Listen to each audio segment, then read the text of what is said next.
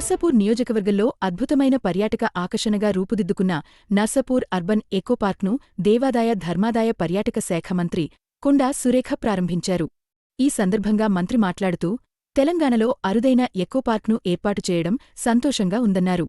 పర్యావరణ పరిరక్షణపై ప్రభుత్వం ప్రత్యేక దృష్టి సారిస్తోందని, ఇలాంటి ప్రాజెక్టులు కొత్త తరానికి స్ఫూర్తినిస్తాయని తెలిపారు. అరుదైన మొక్కలు, లగ్జరీ సదుపాయాలు, పిక్నిక్ స్పాట్స్, ఈవెంట్స్ నిర్వహించుకునే వేదికలు అన్నీ ఆకర్షణగా నిలుస్తున్నాయని అన్నారు. ఎంపీ రఘునందన్ రావు ఎకోపార్క్ చెరువు డంపింగ్ యార్డ్గా మారకూడదని సూచిస్తూ, ప్రకృతిని ప్రేమించాలి, కాలుష్యాన్ని తగ్గించాలి అని పిలుపునిచ్చారు. స్థానిక ఎమ్మెల్యే సునీత లక్ష్మారెడ్డి అడవి నర్సాపూర్కు ఆస్తి, వరమని పేర్కొన్నారు. పార్క్ వల్ల నర్సాపూర్కు మరింత గుర్తింపు వస్తుందని, ప్రజలు కుటుంబ సభ్యులతో ఆహ్లాదంగా గడపడానికి ఇది చక్కని ప్రదేశమని చెప్పారు. ఈ కార్యక్రమంలో హైదరాబాదు మేయర్ విజయలక్ష్మి, పర్యావరణ శాఖ ప్రిన్సిపల్ సెక్రటరీ హమ్మద్ నదీం, ప్రధాన అటవీ సంరక్షణ అధికారి సువర్ణ, జిల్లా కలెక్టర్ రాహుల్ రాజ్తో పాటు పలువురు అధికారులు పాల్గొన్నారు.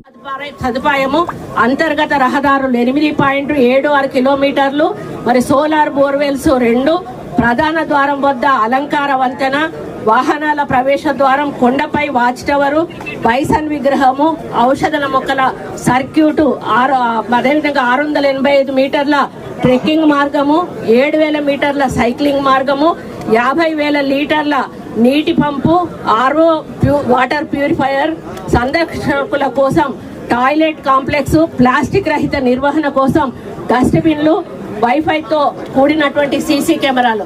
అంటే ఇందులో అన్ని విధాలుగా కూడా ఇక్కడ వచ్చేటువంటి పర్యాటకులకు కానీ సందర్శకులకు కానీ ఎటువంటి ఇబ్బంది కాకుండా అన్ని కోణాల నుంచి కూడా జాగ్రత్తలు తీసుకొని మరి వీరు ఏర్పాటు చేసినందుకు చైతన్య గారిని మరి వాళ్ళ టీంని కూడా అభినందిస్తూ, మరి దీన్ని అందరూ కూడా మీడియా వాళ్ళు కూడా చాలా పెద్దగా ప్రచారం చేయాల్సి ఉంది. ఎందుకు అనంటే మనం ఏదన్నా సెలవు వచ్చింది అంటే ఎక్కడికి వెళ్తాం, వేరే రాష్ట్రాలకు వెళ్ళే ప్రయత్నం చేస్తాం.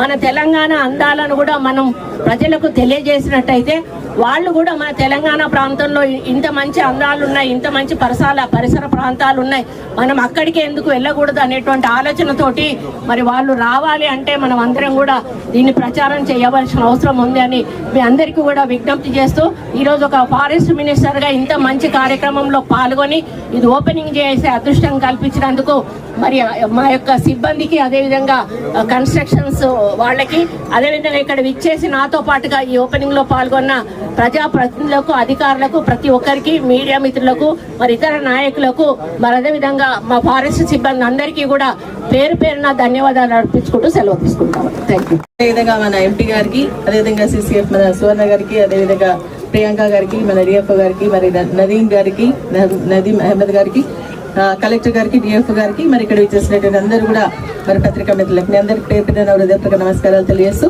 నిజంగా కూడా మరి నర్సాపూర్ నియోజకవర్గానికి ఈ యొక్క అడవి ఒక అసెట్ అని చెప్పేసి నేను కూడా భావిస్తా ఉన్నా. ఈ రోజు మన అర్బన్ పార్క్ లో ఉన్నటువంటి ఈ యొక్క ఇకో ఫారెస్ట్ లోని మరి ఈ యొక్క కాటేజెస్ ని ప్రారంభించుకోవడం నిజంగా కూడా చాలా చాలా సంతోషంగా ఉందని చెప్పేసి కూడా నేను తెలియజేస్తాను. గతంలో ఏంటంటే నర్సాపూర్ ఫారెస్ట్ కూడా ఒక ప్రత్యేకత ఉంది. గతంలో ఏంటంటే చాలా మంది సినీకి సంబంధించినటువంటి వాళ్ళంతా కూడా ఇక్కడ షూటింగ్స్ చేసుకోవడానికి వచ్చేవాళ్ళు. కానీ రాను ఏమైందంటే కొంచెం తగ్గుతూ వచ్చింది. కానీ గతంలో మన కేసీఆర్ గారు లాస్ట్ టైం ఇక్కడ హరితహారానికి విచ్చేసినప్పుడు మనం అందరం కూడా చూడడం జరిగింది.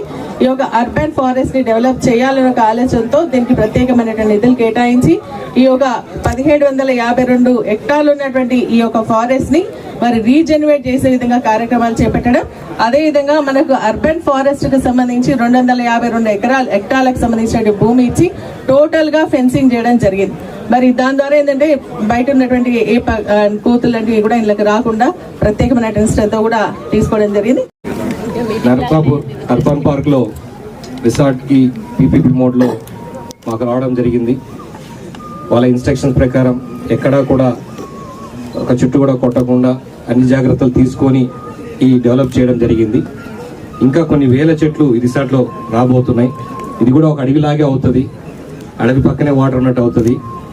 అట్లాగే ఈ కార్యక్రమానికి మేము పిలిచగానే, అలాగే డిపార్ట్మెంట్ పిలిచగానే ఇచ్చేసినటువంటి గౌరవ మంత్రివర్యులు సురేఖ మేడం గారికి, ఎమ్మెల్యే సునీతమ్మ గారికి, అన్న ఎంపీ రగన్న గారికి, మా ప్రిన్సిపల్ సెక్రటరీ నదీం గారికి, ఈసీఎఫ్ మేడం సువర్ణ గారికి, ప్రియాంక వర్గీస్ సిసిఎఫ్ గారికి, కలెక్టర్ గారు ఇప్పటి నుంచి, ఎందుకంటే చాలాసార్లు ఇక్కడికి వచ్చి సజెషన్స్ కూడా ఇచ్చారు జరుగుతున్నప్పుడు, ఆయనకు కూడా అందరికి కూడా ప్రత్యేక కృతజ్ఞతలు తెలియజేస్తా ఉన్నాను. మేము మీరు ఎక్స్పెక్ట్ చేసిన దానికన్నా బెటర్గా పర్ఫామ్ చేస్తామని చెప్పేసి ఈ కార్యక్రమం ద్వారా తెలియజేస్తా ఉన్నాను. రేపు ఎగ్జాంపుల్ తీసుకోవాలంటే ఇలా ఎన్విరాన్మెంటల్ ఫ్రెండ్లీగా ఇలా డెవలప్ చేయాలని కూడా మీరు చెప్పే విధంగా మేము మెయింటైన్ చేస్తామని చెప్పి కూడా మీ అందరికీ తెలియజేస్తాను. మరొక్కసారి ఇక్కడికి విచ్చేసినటువంటి పాత్రికేయులందరికీ, లోకల్ నాయకులకి, కార్యకర్తలందరూ కూడా ఇక్కడ వచ్చిన వాళ్ళందరికీ కూడా మరొకసారి ధన్యవాదాలు తెలియజేస్తూ, మీ అందరి సహకారం నాకు కావాలని చెప్పి తెలియజేసుకుంటూ ప్రతి ఒక్కరికి ధన్యవాదాలు తెలియజేస్తున్నాను. Thank you very much. Thank you.